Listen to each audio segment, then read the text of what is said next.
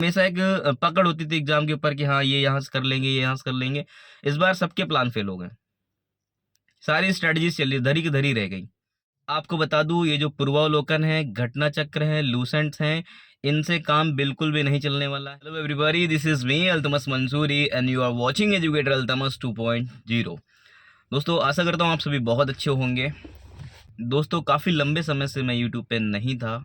आज मुझे कुछ चीज़ें इंपॉर्टेंट लगी कि मुझे आपसे शेयर करना चाहिए, ठीक है, आपके समक्ष लानी चाहिए सारी चीज़ें, तो मैं वीडियो रिकॉर्ड कर रहा हूँ। दोस्तों, जैसा कि आप सभी लोगों ने देखा, जो कि यूपी पीसीएस की परीक्षा 22 दिसंबर को प्रस्तावित थी, और उसमें पेपर के लेवल को देखा आपने कि किस कैटेगरी का पेपर पूछा जा रहा है, और आयोग ने क्या सरप्राइज़ कर दिया लोगों को और किस स्तर का पेपर बनाया। अगर आपने नहीं दिया हो पेपर, ठीक है, तो आप एक बार ज़रूर देखिएगा। अब दोस्तों, बात यहाँ पे ये आती है, जो भी लोग अब आरओ एआरओ के लिए पेपर में बैठेंगे, तो दोस्तों आप एक बार यूपी पीसीएस के प्री का एग्ज़ाम जो कि 2024 वाला हुआ है, एक बार ज़रूर देख के जाइएगा। आयोग जो पेपर बनाएगा, इससे 19 बनाएगा, 20 बनाएगा, यही लेवल रखेगा, इससे आप कम एक्सपेक्ट नहीं कर सकते हैं। आयोग ने अपने पेपर बना के नहीं आयोग ने अपने पेपर सेट करने की जो स्ट्रेटजी है एकदम बदल दी है, ठीक है। और आपको बता दूं, ये जो पूर्वावलोकन है, घटना चक्र है, लूसेंट्स हैं, इनसे काम बिल्कुल भी नहीं चलने वाला है, ठीक है। ऑनलाइन पेपर नहीं आ रहा है, और करंट अफेयर का भी अब पढ़ने की स्ट्रेटजी बदलनी पड़ेगी। मतलब कह सकते हैं कि आपको पूरे प्लान को उन्होंने फेल करके रख दिया है, समझ रहे ना। तो आपको according to situation, according to जो अब चल रहा है, आयोग जो जैसा पेपर दे रहा है, उसके अकॉर्डिंग अपनी पढ़ाई को मोल्ड करनी पड़ेगी, ठीक है। तो आने वाली वीडियोस में मैं ये ज़रूर आपको बताऊंगा कि आपको अब कहाँ कहाँ से कौन कौन सी चीज़ें पढ़नी चाहिए, पेपर का जो लेवल था वो कितना टफ था, ठीक है। आपको मैं बता दूं, जो लोग बार बार प्री निकाल रहे थे, जिनका लगातार प्री निकलता आ रहा था, उन लोगों को भी दिक्कत हुई है, और वो लोग भी डाउट में है कि पेपर उनका निकलेगा भी या नहीं निकलेगा। इवन जितने भी बड़े बड़े कोचिंग संस्थान हैं, जो बहुत अच्छे से पढ़ाते हैं, सारी चीज़ें करते हैं, पेपर जिस दिन आया है शाम तक वो भी क्वेश्चंस के जो आंसर्स हैं उनके बारे में अपनी राय नहीं रख पाए, ठीक है।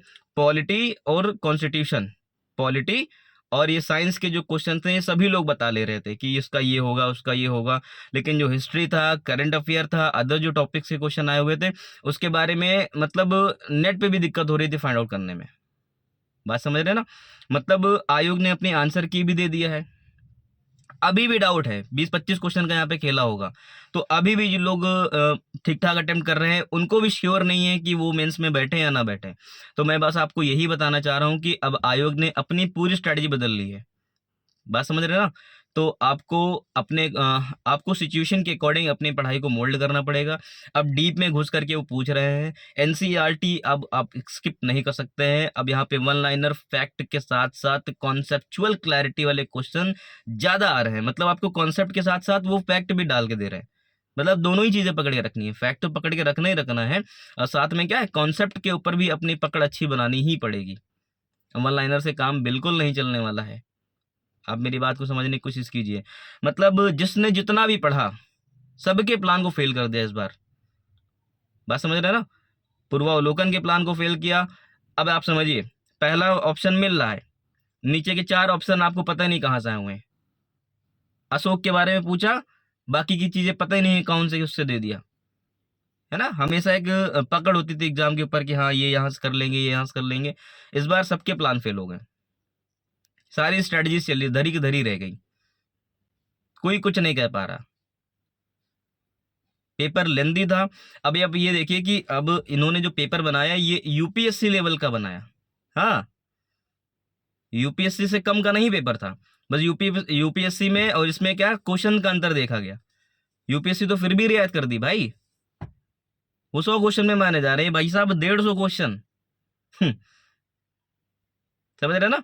100 क्वेश्चन तक की तो लोग पहुंचे, 50 क्वेश्चन करने में लगता है उनको समय नहीं था। लोगों को अटेम्प्ट ही नहीं हो पाया, अटेम्प्ट हो पाए तो गोले नहीं भर पाए। मतलब बहुत बहुत ज्यादा एकदम होच पोच करके रख दिया इस बार। या कह लीजिए आयोग ने अपना गुस्सा निकाल दिया, या जो भी समझिए उसको, है ना।